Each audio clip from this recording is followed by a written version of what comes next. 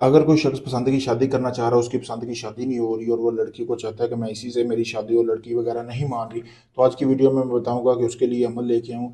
करना ये है कि अगर अब सामने वीडियो में देख सकते हैं, ये जो तिलस्म आपको नज़र आ रहा है, इस तिलस्म को आपने करना ये है कि आपने लड़की जिस लड़की को मनाना है, ठीक है, तो आपने इस तिलस्म को आपने दो तिलस्म बना लेने हैं, ठीक है। एक तिलस्म के ऊपर आपने लड़की के नाम के अदाद लिख कर, जैसे कि ये नाम के अदाद लिखे हुए हैं, यहाँ पे आपने नाम के अदाद लिख लेने। लिखने के बाद आपने इस तवीज़ को उसकी गुजरगाह पे दफन करना, और जो दूसरा तवीज़ बनाना है वो आपने अपने पास रखना है। 3 दिन का ये अमल है। 3 दिन के अंदर अंदर, यानी कि वो लड़की रोज़ ऐसी जगह पे दफनाना है जहाँ से वो लड़की रोज़ गुजरे। 3 दिन के अंदर अंदर मेरी गारंटी है कि जो है वो लड़की खुद आकर आपको शादी का बोल देगी।